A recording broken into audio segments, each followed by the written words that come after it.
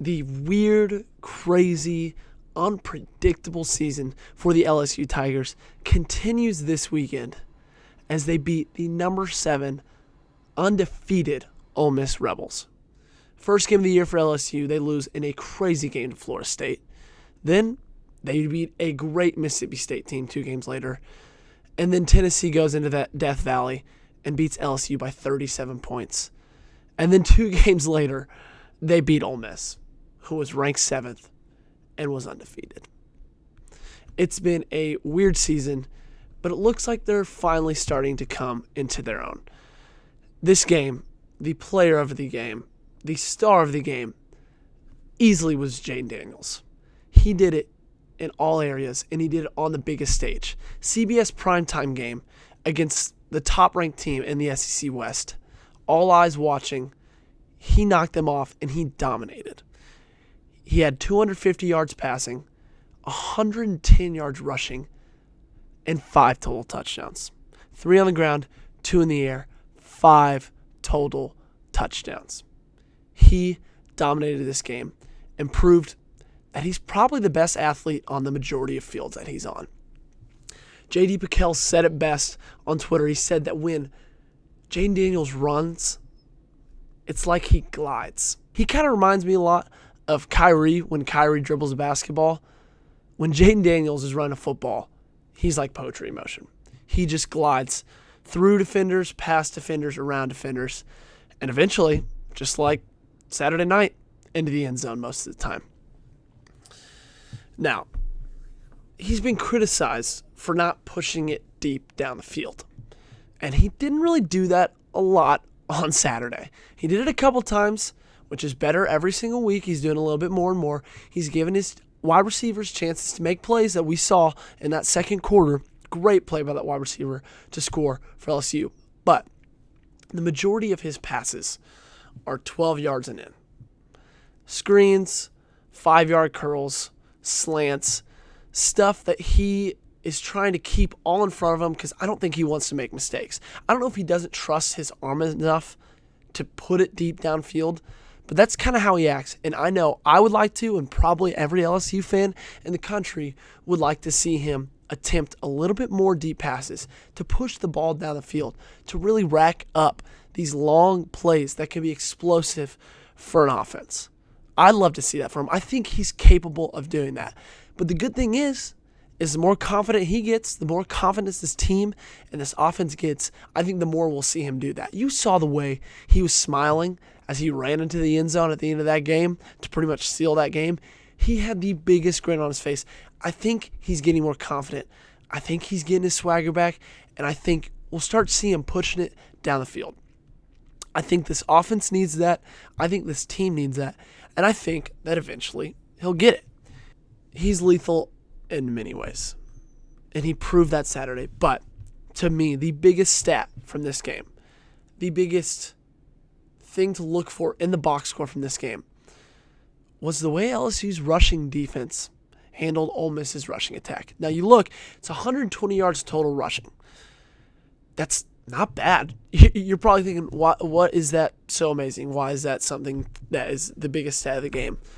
Well, going into this game, Ole Miss averaged 270 yards on the ground against opponents. 270 yards. That's service academy type football. They pound the rock time after time after time, and no defense has been able to stop them all season long until they played LSU. That front 7 handled them. Now, they didn't have Zach Evans. He was out of the game with a knee injury. It's nothing too serious. He dressed. He didn't play. But still, Quinshon Judkins has carried this offense time and time again this year, and he didn't quite do that this game. 120 yards. That's all that they gave up. Going into this game, and still after this game, this Ole Miss team has rushed for more than they've passed this year. That's how serious this rushing attack is. And LSU handled it. They didn't stifle it. They didn't stop it totally, but they handled it. They made Jackson Dart beat them with his arm.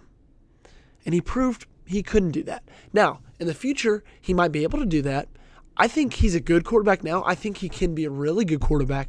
I don't think he's there yet. And LSU knew that, and they believed that, And they went with a defensive scheme to make him beat them.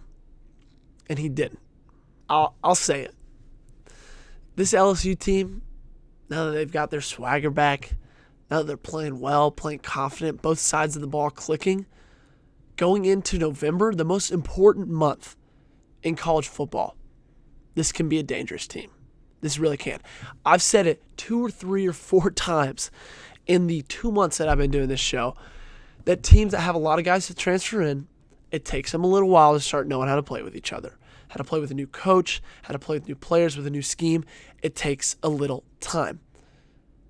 And we've seen that with this team.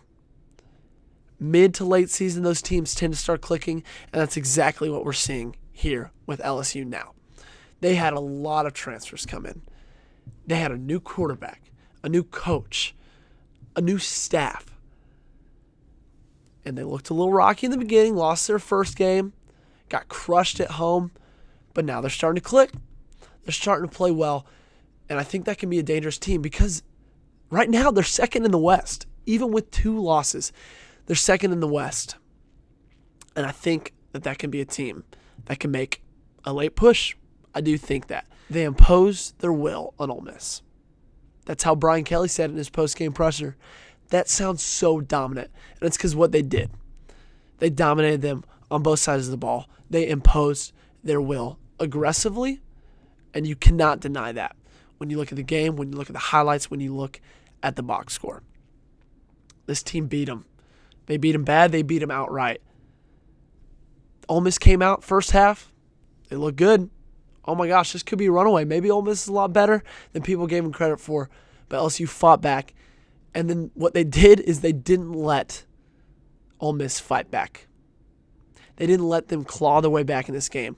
When you look at this stat, this is the, as Josh Pate calls it, the padlock stat of the game. Ole Miss went 4 for 13 on third downs. That's it. That's the game right there.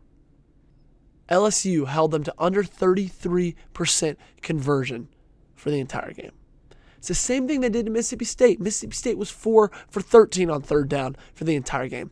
When LSU does that to offenses, they have the offense to back that up. They have the offense to win games. Because in the end of the game, what do you do when you don't get it on third down? You go for it on fourth down.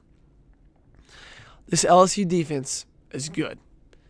And this team is starting to click.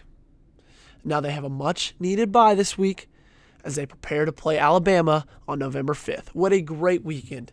What a great weekend of SEC football with Georgia, Tennessee, and LSU and Alabama. And if LSU wins that game, they are in control of the West and in control of the rest of their season. Now, if you ask me right now who's going to win that game, I would pick Alabama. It is in Death Valley. I would still pick Alabama. But I do think LSU has a lot better of a chance than anybody would have said they did 2 days ago.